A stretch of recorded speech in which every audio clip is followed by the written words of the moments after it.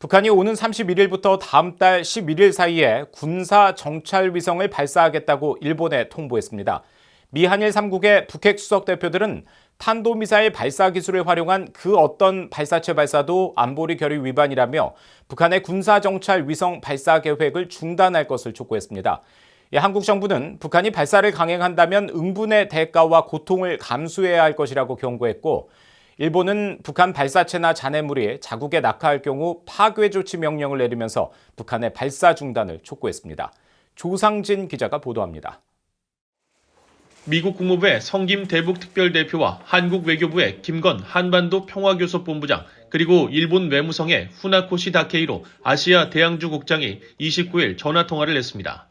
북핵 수석 대표들은 탄도미사일 기술을 활용한 북한의 어떠한 발사도 안보리 결의를 명백히 위반하는 불법 행위라며 어떠한 이유로도 정당화될 수 없다고 지적했다고 한국 외교부가 밝혔습니다. 또 북한을 향해 영내 평화를 위협하는 불법적 발사 중단을 촉구하면서 북한이 끝내 불법적 도발을 강행할 경우 미한일 공조를 바탕으로 국제사회에 단호하고 단합된 대응이 이뤄질 수 있도록 긴밀히 공조할 것이라고 밝혔습니다.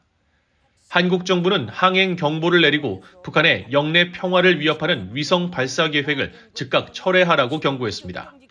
한국 외교부는 특히 성명을 통해 북한의 소위 위성 발사는 탄도미사일 기술을 활용한 일체의 발사를 금지하는 유엔 안보리 결의에 대한 심각한 위반이며 어떠한 구실로도 정당화될 수 없는 명백한 불법 행위라고 비판했습니다.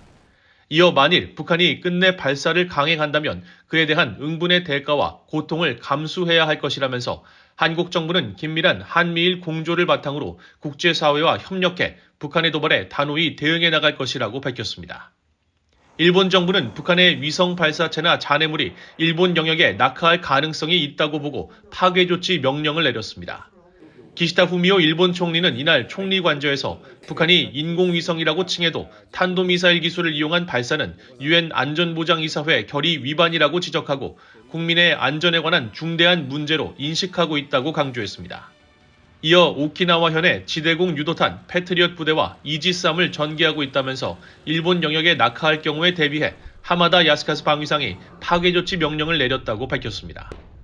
すでに沖縄県への PAC3 部隊の展開やイージス艦の展開などを行っていましたが、我が国領域内への落下に備えて、本日、防衛大臣から破壊措置命令、これを発出いたしました。 앞서 북한은 오는 31일과 다음 달 11일 사이에 인공위성을 발사하겠다는 계획을 일본 해상보안청에 통보했다고 일본 언론들이 보도했습니다.